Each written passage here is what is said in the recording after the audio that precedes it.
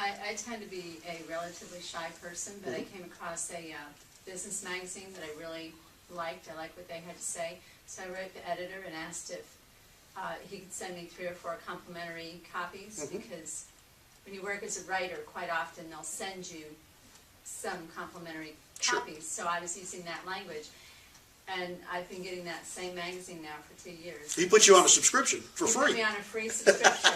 And all I had to do was ask him, and I told him that, I did it in a letter, but I told him that I was changing careers and that I realized that most of what I used to know about business doesn't even pertain anymore, and he was more than happy to reply. He replied, and like I said, I've been getting that magazine for 2, now I should have been following up on some of the articles that I've seen in there. Of course, you should at least correspond with him once in a while, expressing your appreciation. And I haven't done that, and that's bad. Good. And that's the organization and management. That's why I say all of us on our computer somewhere need, or tablet or whatever we're carrying, some kind of contact management system. These are the people in my network. Here's everything I know about them, and here's how often or what I've said, and here's a record of all our communication. So you can, oh, gee, I'm going to go see so-and-so today. I haven't seen him in 3 months. Let me remember what all, oh, yeah, his wife's name's Jane, and on and, okay, great. I think Harvey McKay wrote a book a long time ago. I want to say it was something about the 77, it was for salespeople, 77 things you must do to make a great sale.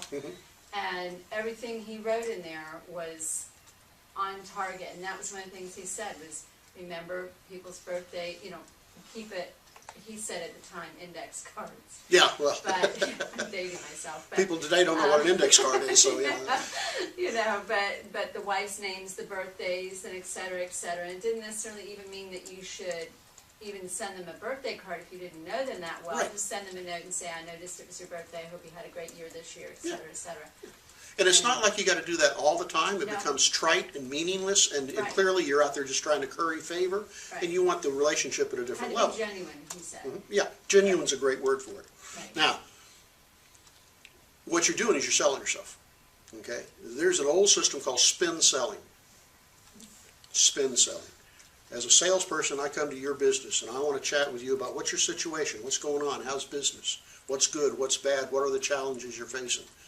Once I know the situation, I want to see if I can identify a problem or any problems that you have. Once I understand one of the difficulties you may be experiencing, one of your problems is you don't have enough customers. One of your problems is you got a supplier that's very erratic on his deliveries. Once I understand your problem, then I'm going to translate that through with you. What's the implication of that problem? What is that problem going to do to your business if it doesn't get solved correctly? Heard it. Yeah, but I want it graphically understood on your part. And then once we understand the implication of those problems you're facing, I can tell you how I can satisfy your need. You need that problem solved, I'm the same guy can do it. Now, if you're out there meeting people in the network, there's a room, not always, but there's room for that kind of approach. So, gee, Mr. So-and-so, I know you're an attorney. What's life like for an attorney these days, You staying pretty busy? What kind of cases are coming or going? I was talking to a fellow today. Matter of fact, a couple of you were here. We had a presentation by the SOM student group. We had 4 speakers come in, and they talked to us about various problems from their different perspectives. One of the speakers was a fellow who does violin repair. And one of our members, Paul Toussaint, is our senator. Paul works for this fellow named Jan. Well, today Jan and his wife and I and Paul all went to lunch. He's fascinating.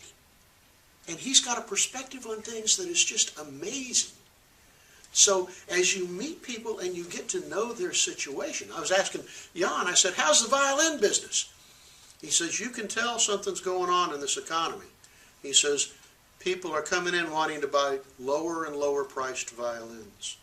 Nobody wants to spend money on a high priced violin. Because what? Because incomes are being compressed. They're falling. Everything's costing more, they're making less money. Yeah, but mostly for us, inflation's not too high, but wages aren't rising at all. And now he's seeing that. So if I were chatting with Jan and I wanted him to be an active part of my group, and I could say, well, wow, you're having some pressure on prices and having to force it down, maybe now in my readings I run across something that addresses that issue and how other companies are addressing it. or I find something about just musical instruments in general and new ideas on how to market them or whatever, and maybe I rip that out and I say, Jan, we talked about this about over lunch a couple of weeks ago. I was thinking about this, blah, blah, here it is. I've got that communication going, okay? So you've got to get off the couch and go find those people. Now, when you go find them, what's absolutely critical is the presentation you make. What are you wearing? How have you initially contacted them? Do you have a few questions? We always want a few questions loaded in our mind called open-end questions, right? You don't ask yes and no questions. You say, so how's business? Well, if they want to talk, they can talk forever. And you're ready to do that. And the other thing, or another thing to remember, when you go out there and you start talking to people and you start trying to make relationships or make acquaintances, remember those 4 personality styles, D, I, S, and C. Because you're going to run into all kinds of people. And some of them aren't going to be friendly. Some of them aren't going to be gracious. Some of them are going to be harried and harassed and don't have time, and they may be rude. And so you may have to talk to 5 or 6 or 7 or 8 or 10 or 12, 15 people before you find someone who, just like that editor, was willing to respond and open up. So you have to, it's just a sales job. A sales job in most cases is numbers. If I tell you that for every 15 people you go talk to, you'll make a $2,000 sale in your pocket, how many people do you have to talk to in order to make $40,000?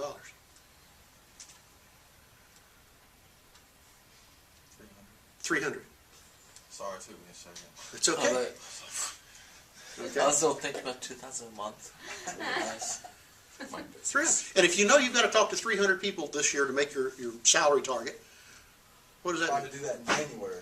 Well, in the first place, you can Talk get one a real day. relaxed and say, well, that's about 1 a day. You do that and you're starved to death. But if you turn around like Hunter just did and said 300 of them, I talked to 300 people in the first 3 weeks.